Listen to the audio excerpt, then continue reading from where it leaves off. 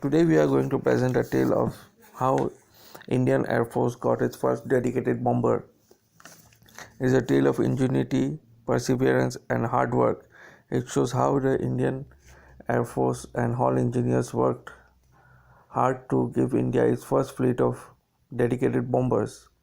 The bombers which we are talking about are the consolidated B-24 Liberators. These bombers were and are the most produced bomber ever built in the world, as 18,500 units of them were built mostly during the Second World War and extensively used at that time.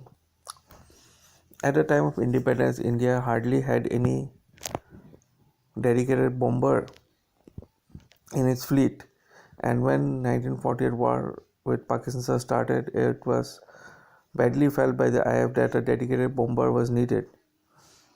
But as it did not have any as such, that the Dakotas were used as bombers. Here the bombs were kept in a fuselage and dropped out of the cargo bomb door.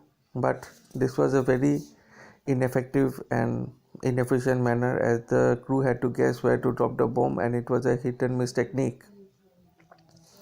So it was not effective militarily.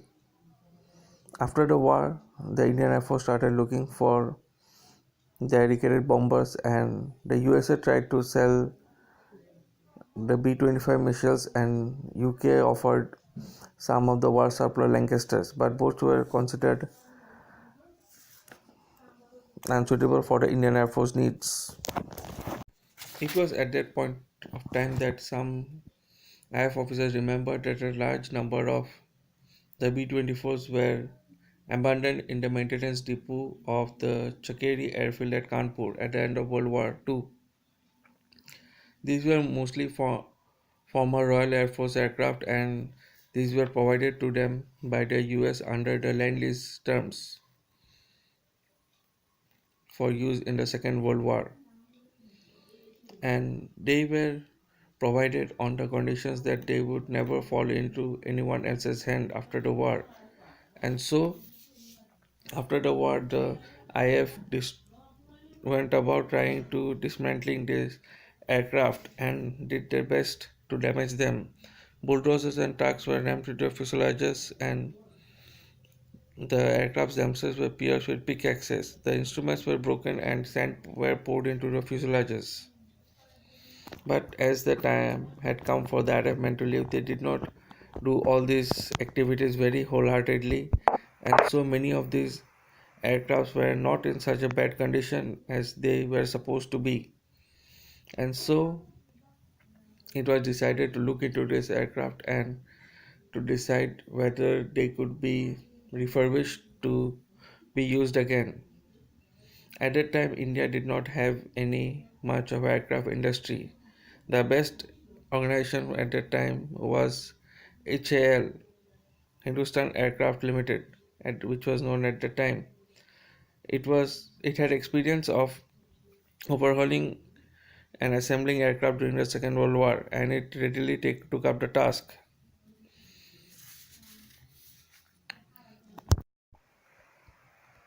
The first problem faced in the exercise was that the abandoned aircraft were in Kanpur and the HL's factory was in Bangalore, and so the aircrafts were to be repaired temporarily so that they could be flown to Bangalore, as at that time neither rail transport or road transport was developed enough to carry them to Bangalore.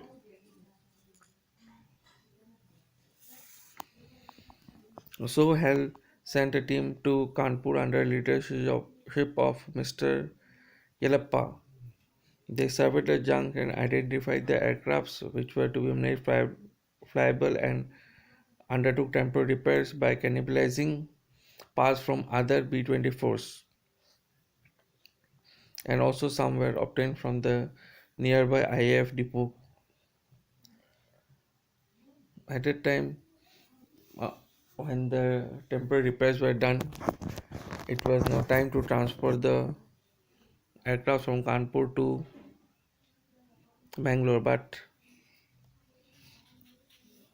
Indian Air Force hardly had any B-24 pilots, and so a few qualified American pilots were contracted, but the amount of money they charged were totally out of budget of the project.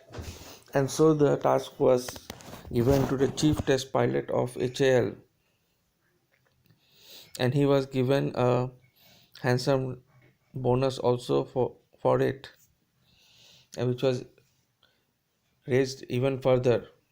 But he decided that he would do it, but would not take any extra payment for it, as he stated he wanted to do it for the service of the nation. This brave pilot was none other than Jamshed Kaikwabad Munshi or Jimmy.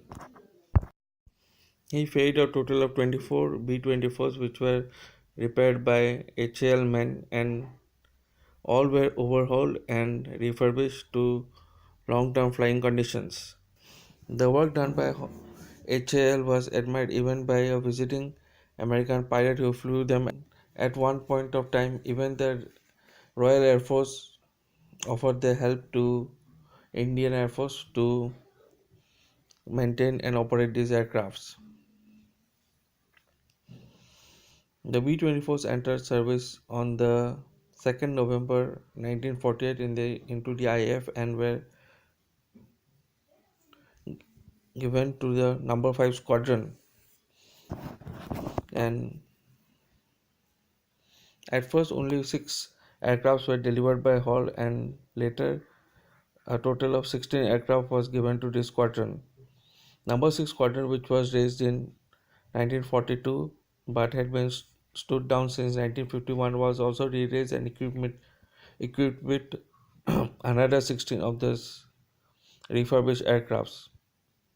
Number 16 squadron was also equipped on 15 October 1951, and another two C-87 aircraft, which were modified Liberators, were also repaired and were used mostly for survey work to update maps and produce new ones of uncharted area. One of these C-87 aircraft were used for even photographing Mount Everest during the historic climb by Edmund Hillary and Tenzing Norgay. Later, the number 5 and 16 squadron traded their B-24s for the British Canberra bombers in 1957, but the Liberators of number 6 squadron continued to operate for a long time and were mostly used in a task of marine reconnaissance. The 6 number squadron took part in the liberation of Portuguese colony in India in 1961 and flew reconnaissance missions near Daman and Diu. On 18 December 1961, they dropped surrender pamphlets over Goa and also did maritime patrols during the 1965 Indo-Pak War. Sadly, the liberators were all retired in 1968 and it was not able to see any action in 1971 war.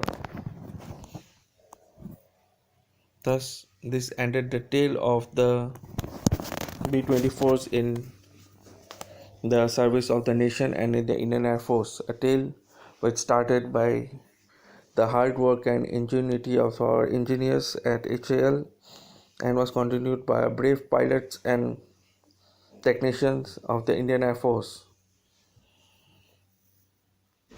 The service that the B-24 played cannot be measured by the amount of time spent in war, but by the fact that it laid the basis for the bomber squadrons in the IAF. Today, most of the B-24s that had been refurbished had been sold, but a few has been kept in museums and they stand a testimony to this fine aircraft and also to the persons who resurrected them from the dead. If you have liked our videos, do share it and also subscribe to our channel for more other such videos.